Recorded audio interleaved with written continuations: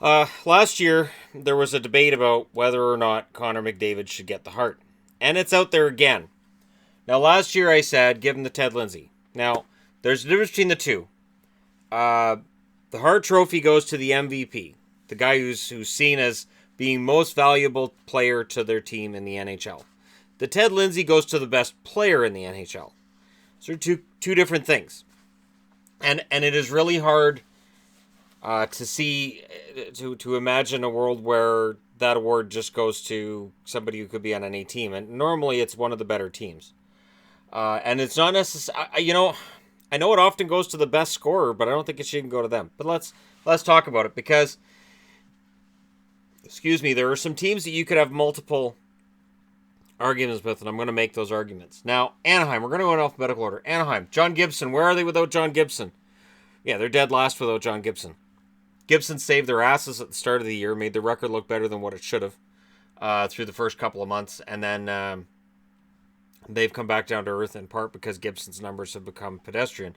And Gibson's numbers, I think, have become pedestrian lately because he's just facing so many bloody shots, and the team in front of him isn't generating very many either, so that adds to the pressure. So does Gibson deserve Hart Trophy votes? Then there's where the question is, right? Clayton Keller is as close as I could come to an MVP in Anaheim or Arizona so far because it's been kind of scoring by committee and goaltending kind of by committee as well, and defense. Ekman Larson, I guess you could make the argument of Ekman Larson kind of sort of, but I don't see Hart Trophy going to Arizona. Boston, you can make three different arguments, and I make this as a Boston fan. Marchand has been the glue for that team. I understand that a lot of people don't like Brad Marchand, but without Marchand, I think Boston isn't even a playoff team right now. But Pasternak, with the amount of goals he's put up, when he puts up the goals, his special teams play has been fantastic. And, of course, Patrice Bergeron. While he's injured, it hurts the Bruins. Their depth down the middle doesn't really exist without Bergeron. And so you could make the argument for any of the three, which tells me that cancels it out, and none of them get a Hart Trophy. So that's kind of the key, too, right? You have some teams you have a clear MVP, and some you go, well, it could be this guy, it could be that guy, it could be this guy. So to me, that negates them as Hart Trophy candidates because you can make an argument that they're not the most valuable player on their team. So how are they the most valuable player in the league? Buffalo. I've got Jack Eichel and Jeff Skinner there. Skinner, other than the 30 goals, I can't come up with a reason why I would have Skinner as the MVP of the team. It's Eichel's team. Eichel's the MVP. But Skinner's 30 goals, I have to put him on the board. Calgary, Johnny Gaudreau is obviously going to be, in all likelihood, if Calgary keeps up this run, a top 3 contender for the Hart. But here's the thing. So Gaudreau is definitely the guy up front. But without Giordano on the blue line having the season he's having, where's Calgary's defense? And that's a question I ask. And David Riddick. And I know Riddick isn't going to get Hart Trophy consideration. But when Mike Smith stumbles, if John Gillies is your backup instead of Riddick, you're in trouble. And you're allowing a ton of goals, and you're likely in a similar situation to Florida. You can generate goals, you can't prevent them. So Riddick, to me, has been just as important, just as much of an MVP for Calgary as anybody else in that lineup. Carolina, it's Sebastian Aho. I cannot make an argument for anybody ahead of him. Close, maybe with Sarah Vinen. I can't even say it. McElhinney, it's Sebastian Aho. Chicago, Patrick Kane has been insanely good this year. He has 71 points so far this year. Fantastic. Jonathan Taves, however, though, has carried Chicago at certain points this year. What's holding them back is their record. You can't have a Hart Trophy necessarily go to a guy who's on a team that's near the bottom of the league, right? And this is kind of the point I'm trying to make because we sometimes get caught in a bubble, and so let's look at all 31. Colorado, you've got the three-headed monster there. Mikko Rantanen, Nathan McKinnon, Gabriel Landeskog, and you can have arguments why all three could be your MVP. Rantanen's insane passing, McKinnon for his leadership and being able to pass or shoot, Landeskog for his shooting ability and for his physicality and for the fact that he creates so much space out there. Any of the three. Columbus, I can't come up with anybody other than Panarin. Panarin, for me, has been their MVP. You could make an argument, maybe Atkinson at times, but Panarin's been their best player overall this year. He would be the nominee for the Hart Trophy. Dallas, it's Alexander Radulov. And if you're going to say, well, what about Sagan? No. What about Ben? No. Radulov. Radulov has been the best player in Dallas this year. And I didn't expect that. But so far, he has been their best player, and he would be the Hart Trophy nominee. Do I think he deserves a Hart Trophy? No. No. Detroit, it's Larkin. Athanasiou scored more goals, I believe, than Larkin, or do they have the same? I know they're close. Larkin's been fantastic this year, and yeah. If you're just looking at Larkin's stats, well, he hasn't been that good. You haven't been watching the Detroit games. He is a force out there. He does a little bit of everything. And, years down the road, we're going to be talking about what a great player Dylan Larkin was. So he's the only one that I could see being a nominee for Detroit. I really don't see anybody else. Connor McDavid, of course, for the Oilers. Now, I could have had Draisaitl up there, right? Draisaitl has a lot of points. But Draisaitl's points come off of McDavid. McDavid creates those points for Draisaitl on a lot of occasions. This is why when people say, well, McDavid doesn't make his line mates better. I present to you Leon Draisaitl. He absolutely does. You move Draisaitl off McDavid's line, does he get as many points? No, he does make his line mates better. The problem McDavid's had is his line mates are awful. The line mates that Pittsburgh has given to Crosby haven't been name guys and big value guys, but they've been pretty solid at doing what they have to do. Whether it's Rust or Sherry or whoever has been with him in the past, they've managed to get to where they need to get. And in Edmonton's case, it just doesn't work. And it's been a disaster. But yes, Connor McDavid has been their best player. Does that make him a league MVP? Let's continue. Florida, Jonathan Huberdeau. Most points. Alexander Barkov, he is one of the best two-way forwards in the league. I think he's going to win the Selke this year. Keith Yandel's been a beast on the blue line. Without Yandel, things would be far worse in Florida. Those are the arguments there. LA, it's Drew Doughty. You could argue Dustin Brown. Dustin Brown's been pretty good since he came back from injury. Kopitar's getting better, but overall, it's still Doughty. He is the number one minute muncher in the league. He is absolutely the guy on that LA blue line, and without him, as bad as things are now, they're that much worse. Minnesota, Zach Parise or Ryan Suter. Ironically, I thought about Granlund. I thought about Dubnyk, but honestly, Dubnyk's numbers have been kind of iffy over the last month and a half. I know he's at the All-Star game, but still, I think Parise is their best player, but Suter on the blue line's been fantastic at points this year. Montreal, this is a weird thing. I didn't put Domi up here because I thought, who would be the MVP of this right now? Shea Weber, since returning, has been fantastic for stabilizing that blue line and the goaltending. And, of course, Carey Price right now with the way he's been playing.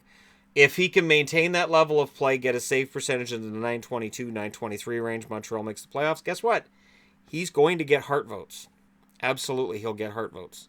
Because Montreal's scoring is never fantastic. And they don't really have, other than Brendan Gallagher, they don't really have a guy that go, there's a pure goal scorer. So, yeah, Carey Price and Shea Weber would get the nominations there. Now, Jeff Petrie has been a solid defenseman all year, but he's the guy. He really is. And Nashville, the four-headed beast on the blue line. Ekholm, Yossi, Subban, and Ellis. No one of them, I think, would get Hart Trophy nominations over another, so they all cancel each other out. Unless you're going to nominate Nashville's defense. I don't know how you'd get that on Nashville's defense. You can't. That's more than one player. You can't do that. New Jersey, it's Taylor Hall. When people look at how everything's fallen apart for New Jersey, you can look at the goaltending as having been an issue. But the fact that Taylor Hall has been injured, hasn't scored at the same pace he did last year to this point, when he's been in the lineup, it shows how much New Jersey really needed him last year and how much they need him this year. He can come back healthy and start scoring at the rate that he did last year coming out of the All-Star game.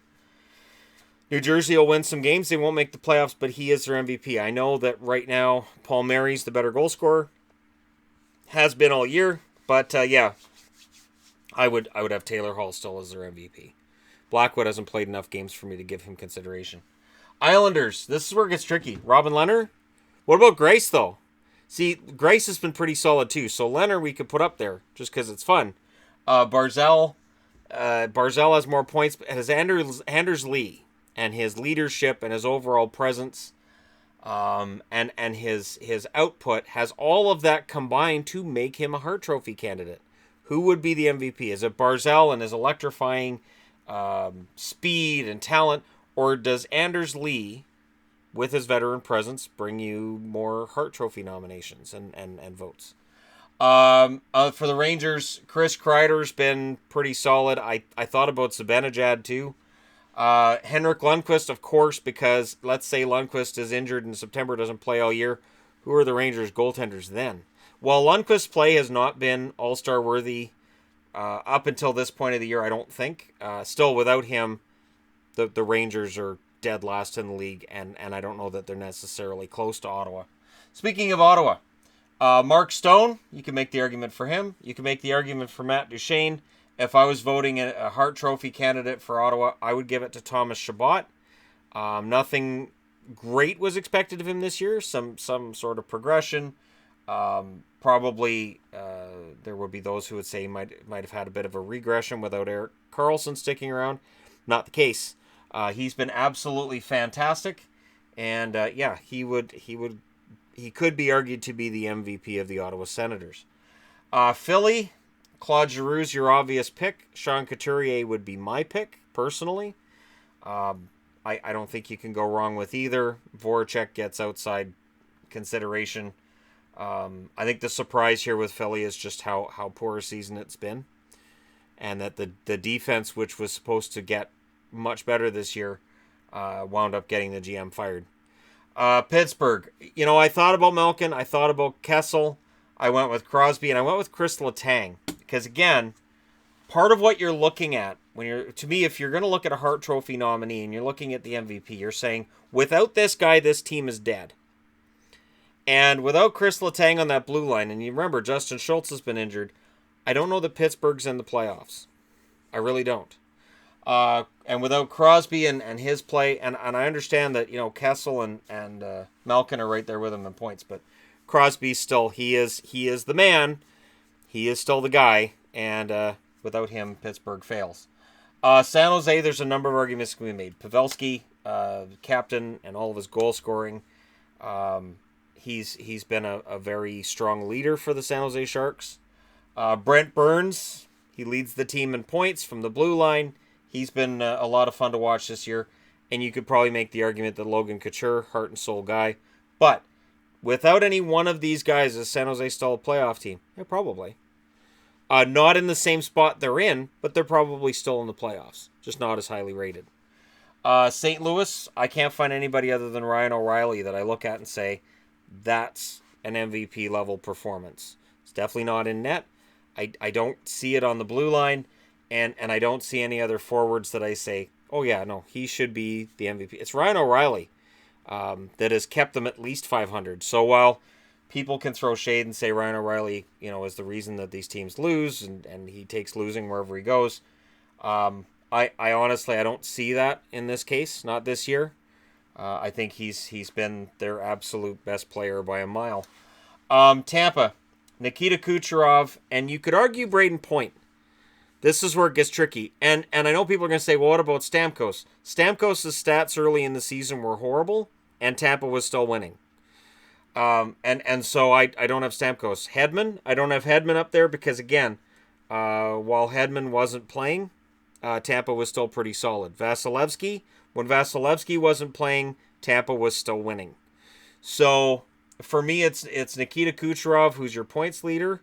That gives him a definite nudge in the direction of your Hart Trophy. But Braden Point, the 30-30 guy already at this point in the year, it is hard to argue against him. But again, because you've got two players you can make that argument about, do each of them cancel the other out? Toronto, this is where it gets fun. It does. It gets a lot of fun for Toronto because you can argue a number. Mitch Marner's been their best player. Austin Matthews, when he's going, one of the best players in the league. When he's struggling, the team seems to struggle. When he's out, the team seems to struggle a bit.